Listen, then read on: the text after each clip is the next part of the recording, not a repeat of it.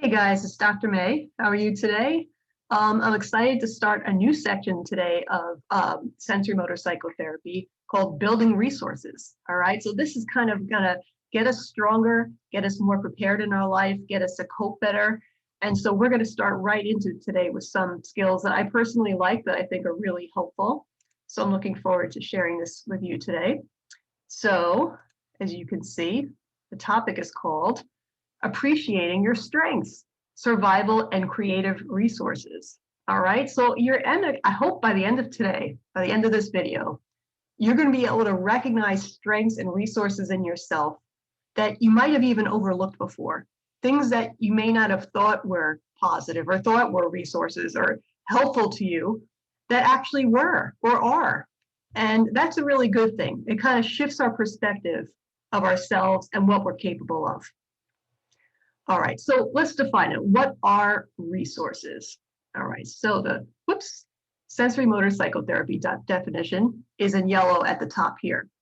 So resources are actions, strategies, capacities, aptitudes, interests, or skills that can help us to do a variety of things. Okay, so you can just even see by this list that it can encompass a lot of different stuff. So how do they help us? One, they could help us to maintain our arousal in our window of tolerance. Okay, a few videos ago, we discussed that diagram there, including the window of tolerance. So the window of tolerance is our optimal level of arousal that makes us feel comfortable getting through life, makes us feel safe, like we're able to engage with other people, that we can explore our environment and function. Okay, but sometimes that window's really small if you've been through trauma. But when you're using your resources, it helps you to stay in that comfortable level of arousal. Okay, so related to that, the second box says it keeps us calm and centered. So it helps us to feel more comfortable with our emotions, feel like a little bit more steady.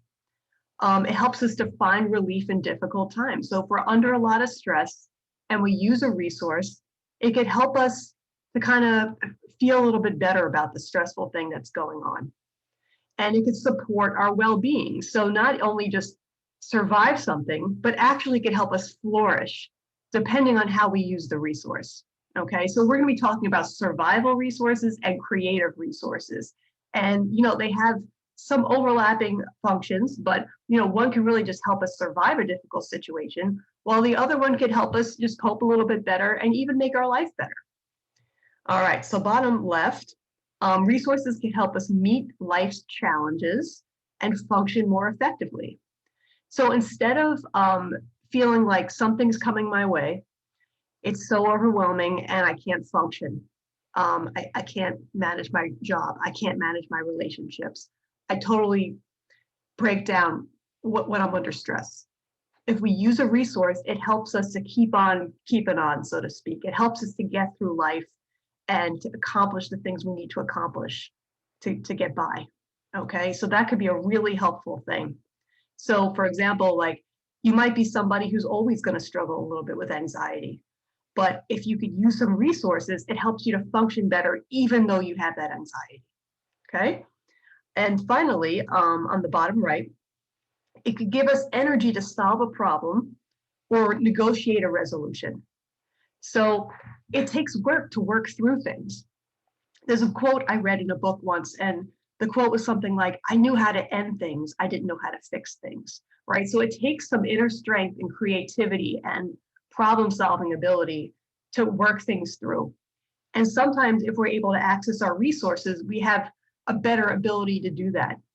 All right, so here we go. So a lot of times when we think about a resource, we think about really positive things, right? We think about our strengths and our talents, and those could certainly be used as resources. So if we take a look at these pictures, they're cartoons of a bunch of different people kind of using their resources, right? So if I'm good at something musical, or I'm good at art, or I'm good at cooking or dancing, or I love animals, I could use those things to my advantage to make my life better and also to cope with difficult things and stress, right? So that's one of the advantages of having these strengths and talents. Not only are they enjoyable, but they could help us cope.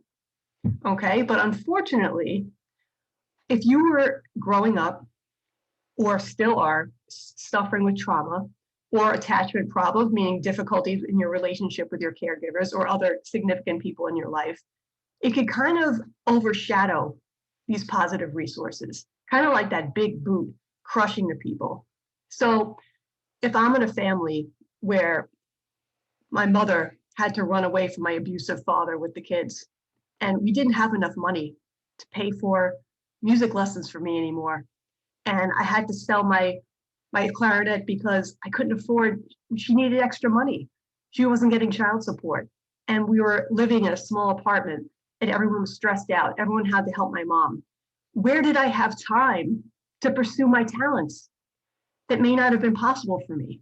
Or let's say for a while I was into sports and then, some traumatic, difficult, abusive things were happening in my family. I might not have been able to pursue it anymore. Maybe I had to go get a job to help raise money for the family, or that was the way to escape because I had to work. And I wasn't able to afford equipment for the sport that I love to do, right? So the trauma could get in the way in those kinds of ways. But also it might be so emotionally overwhelming for me that I may not have been in the mood to pursue them, right? Maybe I used to love to draw, but when I was so traumatized and so upset, maybe I couldn't get myself to do it. So in many different ways, if you've been through traumatic things, you may not have had as much access to your positive resources, and they might have been left by the wayside. And you might have grown up and not even done them for many years and kind of forgot about them, or maybe just kind of gave up on them. But it's actually possible to bring them back again or even try new ones. Okay, another thing that can happen is that if you've been through traumatic things, you might find you have difficulty acknowledging positive qualities within yourself, because chances are it might have been dangerous to do that in some way. It may not have been physically dangerous, but it might have been. Maybe you love to sing and you walk around the house singing, and then after a while you got smacked around for making too much ruckus, so you stopped singing. Other times, your caregivers may have been threatened by your talents and may have cut you down and made you feel bad for it because they were insecure. Or, there was some other reason why it wasn't safe to be proud of yourself. Who do you think you are, kind of a thing, right? One side of shame is, who do you think you are? And sometimes if you were shamed for it or teased about it, you might have just blocked it. Let's say you're a boy who loved to dance and people called you a sissy and you just stopped dancing, right? It may have been hard to acknowledge that. And also, if you were given a lot of messages where you're no good, you're not good enough, you're stupid, you're this, you're that, that might have become more of your identity. It might have felt more familiar. And daring to challenge that and say, no, I am an okay person, I do have this talent, might not have worked for you. And so even now, it might be hard to acknowledge positives. You might feel like the other shoe's going to drop and something bad's going to happen, or I don't deserve to do something positive, or it's not possible for me. There might be a variety of beliefs and experience that influence your difficulty acknowledging positives now. Okay, so let's just acknowledge that this could be going on with us. And this exercise today, for that reason, might be a little challenging for some. Okay, so as it says on the right, if you look at that picture of the girl, which is kind of sad for me when I see that, like, all those negative words are projected onto her. And that could be just what she's feeling on the inside. So we might be much more comfortable criticizing ourselves, focusing on our flaws and mistakes, making an identity of being someone who's sick, someone who's mentally ill, someone who's an addict, someone who's a borderline.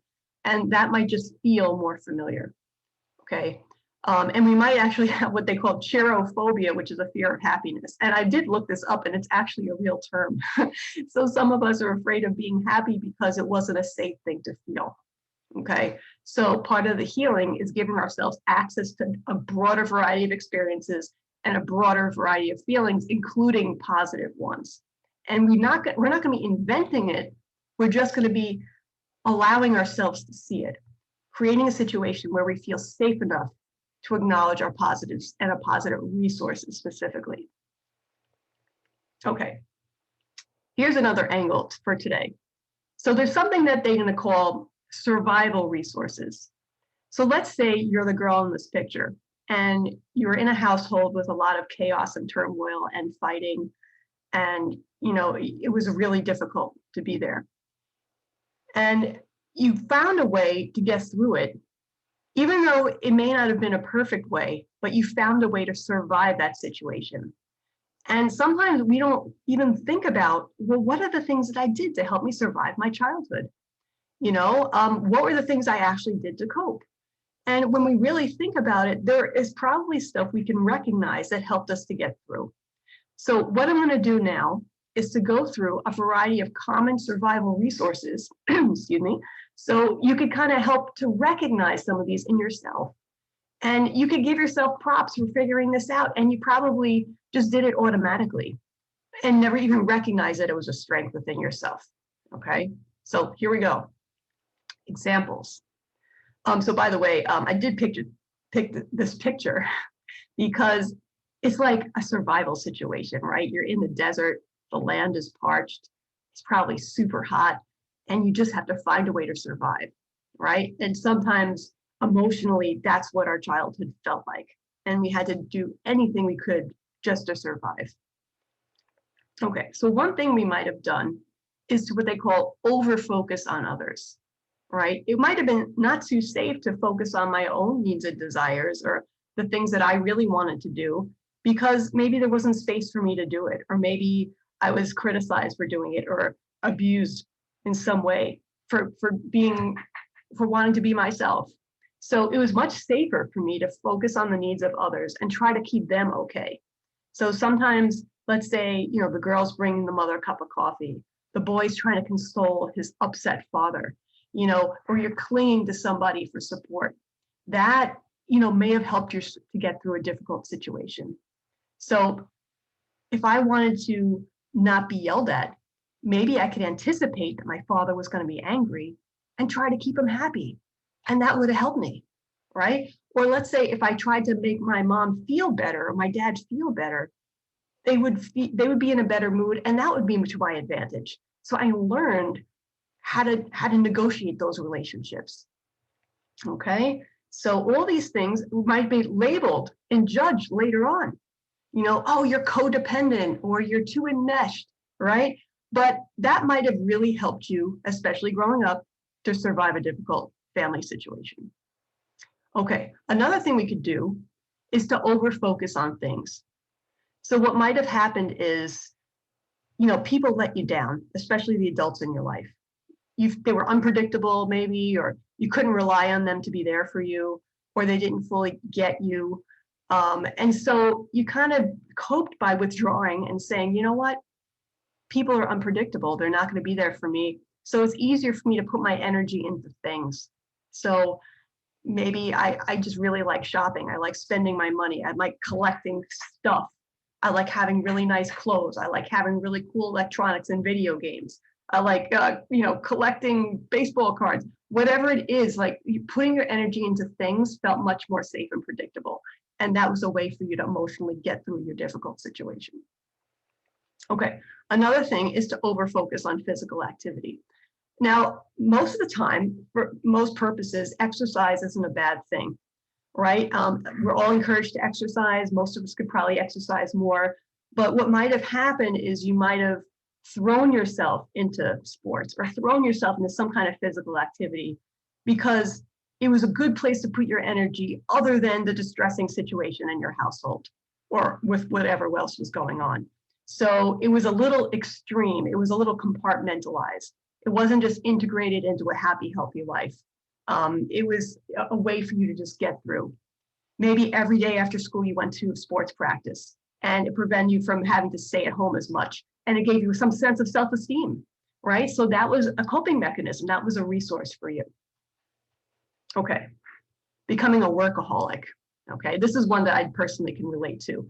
So when you need that pocket of life that still works for you, that you still have some control over, that still gives you a sense of accomplishment, you might throw yourself into schoolwork or regular work or some kind of a project and put a lot of time and effort into it and hang your self-esteem on it. And that's a way of getting through. Maybe you weren't loved just for who you were, but you were getting attention for being good at something, maybe for getting good grades or being an academic. So that gave you a better sense of control, which was better than nothing and helped you to cope. Okay, another version, escaping into fantasy. So of course, it's good to have an imagination. We encourage that, especially in kids, and creativity is always a great thing. But if it's an escape into fantasy, it means that your regular life is too hard to face. It's hard to really, integrate and deal with the painful things that are going on. So you might have coped by creating a fantasy world for yourself. Maybe you love to write, maybe you wrote stories, or you love to read certain stories, or you love to watch certain kinds of movies. And you just kind of like in your imagination preferred to stay there because reality was too hard. So that was a coping mechanism. Okay. So remember the window of tolerance, right? So the middle part of the window of tolerance is an optimal level of arousal, but that may not have been adaptive for you in a difficult abusive situation or a traumatic situation. So your body might have learned to chronically stay in a state of high arousal, and that at the time was more helpful for you. Okay, so what might you have done? You might have been hypervigilant and always looking out for threat, always scanning your environment for people and things that may have been threatening to you in some way.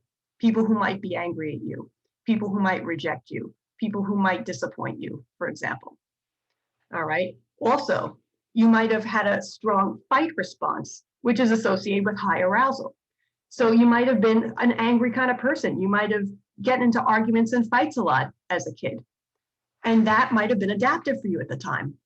Maybe it gave you a false sense of strength and you needed to feel strong because otherwise you would have felt super weak and vulnerable. And that was helpful. Okay. On the other hand, fight or flight, right?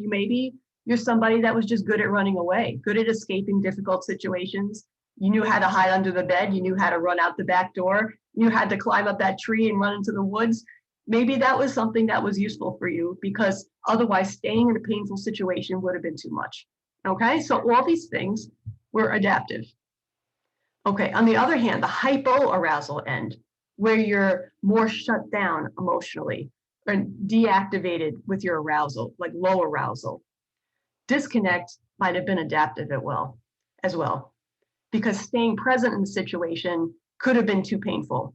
Okay, so in order to get through a painful situation, if you couldn't run away and you couldn't fight back, could be to emotionally and cognitively disconnect from yourself and other people, to dissociate, to take your mind and not be here, to comply or submit, to go along with something rather than fight. If you were being dominated by an adult, it may not have helped to run away or fight back. So you might have had to just submit, and that was the safest thing.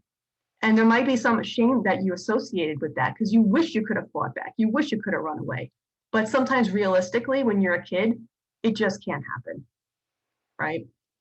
You could have also disconnected by pushing away parts of yourself that weren't acceptable. And those could have been, in some ways, the parts that were resources, right? So if I had a part of myself that was really creative or really smart or really artistic, maybe that wouldn't have worked for me in my environment. So I had to shut that part off.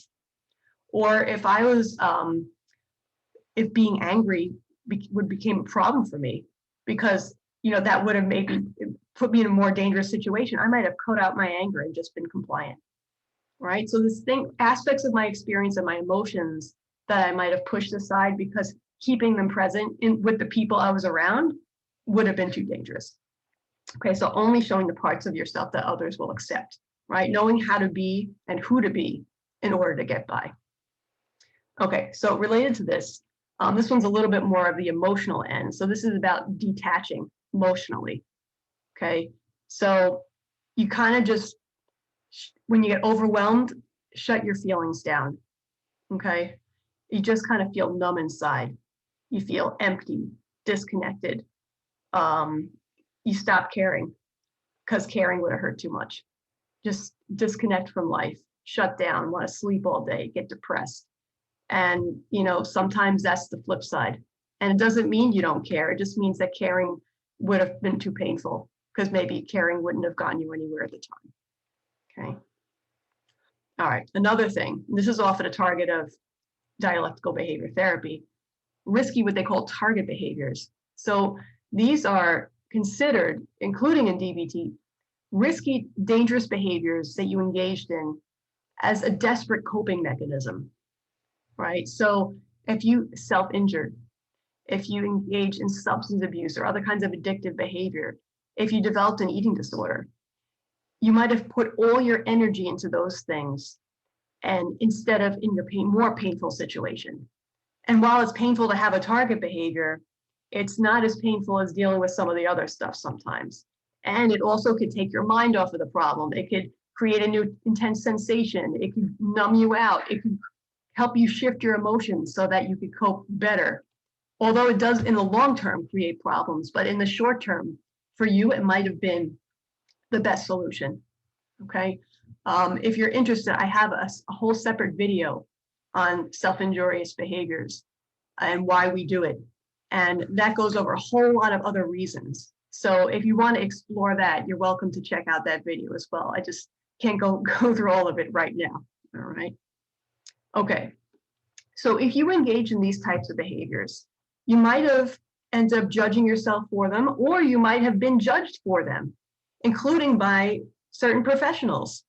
And so you might have layered on top of the trauma you've already been through, extra judgment and extra pain, because you're like, oh, this means something bad about me that I did these things, right? So you might be left with these feelings of inadequacy, unworthiness, incompetence, shame, helplessness. Oh, why did I develop an addiction? Oh, why did I have to become a codependent, right? So there's a lot of judgment that goes with these things. So the goal of this lesson is to say, but listen, this helped me survive. I needed to do that at the time. It was the best solution I could think of. And if I had other resources or other things available to me, I could have done better. But given what I had at the time, that was the best I was able to figure out. So you could validate the fact that you did the best you could and it helped you survive. Okay, so they are survival resources. And so when you think of this, it could help bring you a sense of relief. It's a sense of validation. So reminding yourself that they're survival resources, like it says here, can reduce negative emotions, such as shame, such as guilt, such as depression, right? It can increase our self-esteem and bolster our courage to address difficulties. Wow, I was able to survive these things in the past because I figured out something I was able to do. And guess what? I probably could do the same again, but maybe use even better resources the next time, right? So once I recognize my survival resources, now I could shift them to more safe and effective creative resources. And the next lesson is going to go over more of those in categories and details. Okay, so stay tuned for that one. All right, so now with the exercise portion of our presentation today. So how do we get into this a little bit more? So first, recognizing your survival resource. Whoops, sorry, I tried to grab this square here. So recognizing your survival resources. So you're going to go back, think about your history. And now that we went through some examples, try to identify some of the survival resources that helped you to cope with trauma or adapt to the expectation of your attachment figures, such as your parents or caregivers, helped you to manage your emotional pain, regulate your arousal, or deal with other difficulties. So make a list in your journal of some of the things that you believe that you've done. And there could even be things that I didn't cover today. So make your list, right? And maybe think of what survival resources do I still use from that list? Maybe there's some that kind of lingered all this time. Maybe I still anticipate the needs of other people and I overfocus on others because it's a habit. I've always done it and it's kind of worked for me, so I just kept doing it, right? Just for example. So think about your survival resources that you use now, and do they help you in some ways? And do they hinder you in some ways? Do they get in your way sometimes? Okay.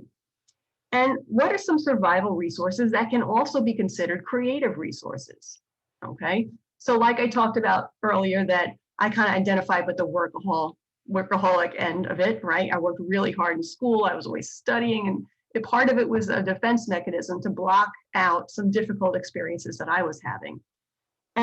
But now I use it as a creative resource. I don't need to use it to black out a lot of pain, but I still enjoy learning. I still enjoy teaching. I still enjoy reading and watching videos, okay? So now I can use it as a creative resource to help me improve the quality of my life. Whereas before, I had to use it to survive because I had to channel my energy into something that made sense for me because it was too hard to look at other pain. Okay, see how that goes? Or exercise, right? Maybe you were obsessively focused on sports because you had to be, because otherwise, you know, other chaotic things would have come up in your life. But now you still enjoy being athletic. You know, maybe you like to take a run once in a while or go to the gym, right? So now in moderation, they become a creative resource that could help you cope and improve your life. Okay, and think about how would your survival resources affect your arousal? So did it increase your energy or did it decrease your energy and calm you? And how does it affect your body when you use your survival resources? So you could go one by one, you know, kind of think about each one separately because they might have different functions. Okay, reframing our survival resource. So this is what I was talking about earlier. So the first part with the red arrow. So think about a survival resource that you tend to judge. All right, so what's one where you thought, oh, that means there's something wrong with me or it's some kind of a weakness, right? Oh, I shouldn't have been doing that. Oh, I was hurting myself and I shouldn't have been doing that, right? I was a self-injurer. Oh, it's a bad thing. Okay, and when I think of it that way, stay with it for a minute and just check in with yourself with curiosity and notice how your 5 building blocks are affected when you think about that survival resource as something bad. Okay, then you want to switch gears and rethink that survival resource as something that was helpful, that's something that was necessary, that got you through a difficult situation. Really think of it that way, let that sink in, and recheck on your building blocks and see what happens, right? Hopefully there'll be some kind of a shift, and just notice what those shifts are. Okay, creative resources. Okay, so now I want you to think about what are your creative resources, right? So what are some competencies or abilities you possess? You know, even small things, it doesn't have to be a really big deal. It could even be something like, you know, I could be really friendly to people. I could lend a hand and make somebody feel good. All right, well, that's simple. You know, I like to do adult coloring books and that makes me feel good. Okay, so whatever it is, I like to enjoy music. So think about what are some creative resources that you actually have and label them as such. Give yourself credit. Okay, and after you make your list, think about one that you would like to use a little bit more often. Maybe it's one that you haven't used in a while or you only pull out once in a blue moon, but you're like, you know what? I think my life would be better if I did it on a more regular basis. So just maybe think of something like that. Then describe like 3 times you used that resource in the past. If you could remember 3 specific situations, okay? And go all the way back. What's the first time you remember using it? So let's say you like your adult coloring books. What's the first time you remember coloring? Were you a kid and you were coloring and you had fun doing it because you colored in school or with your friends? You know, go all the way back to the origin of that if you can, okay? And then describe how you could practice using that one now, because it might look a little different from before. And after you try it out, so we'd like you to try it, okay? Think of how it impacts your building blocks, such as your body, your thoughts, and your emotions. Okay, so when you actually do it, not just even thinking about it.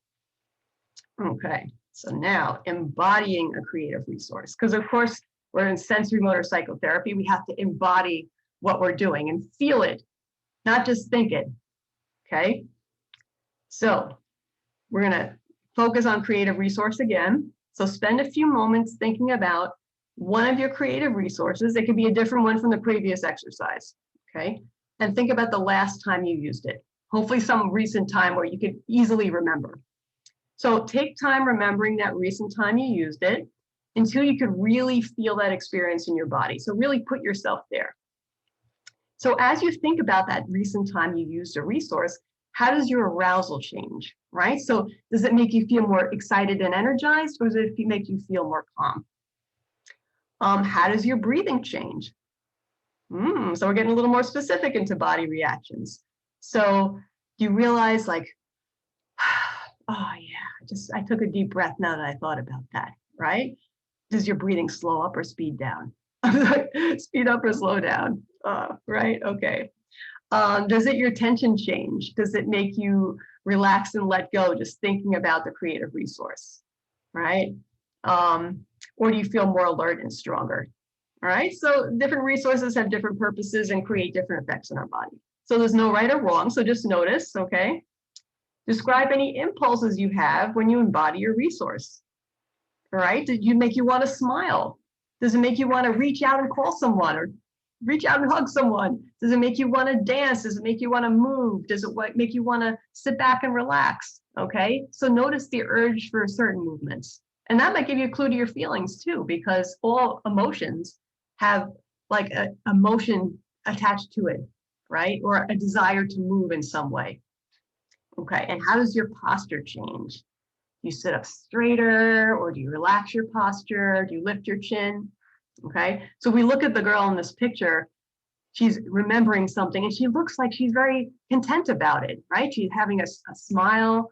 She's like standing up a little straighter. She's like looking straight ahead. Her chin is up, her spine is straight, right? So it's obviously doing something for her to remember that creative resource. So perhaps it will for you too. And think of how much better it will be to actually do it instead of just remembering it. Okay, so next one. Replacing survival resources with creative resources.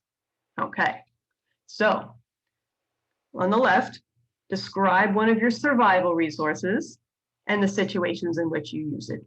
Okay, maybe one that you continue to use that's just been a habit, part of your repertoire. And as you think about it, notice how that survival resource affects your body. Okay, and then think, all right, well, I know that's kind of been a habit of mine. So what's a creative resource I could use to replace the survival resource? And imagine yourself doing that creative resource instead and how that would affect your body. Okay, so here's an example. Let's say a survival resource for me was drinking wine. So I would get upset or anticipate getting upset, and I'd pound back a few glasses of wine, and that made me feel a little tipsy, a little relaxed, a little whatever, okay? But I know that it's not good for me to keep relying on alcohol, and that's something I want to deal with. So what's a creative resource I could use instead that would also help me feel relaxed? Well, what if I put on kind of new age music and I meditated, okay? And I imagine myself doing that. I have meditated before, but maybe not as often as I want to. So now in that stressful situation, I meditate to the music instead. And how do I imagine myself feeling after that? Okay, so that's how we kind of take the function of one and shift it into something healthier. All right, and that's the end of that. All right, so I hope this gave you some good ideas, really good foundation. I hope you agree. Give it a try, take your time, and I'll see you on the next one, which goes more deeply into creative resources. All right, take care, guys. See you soon.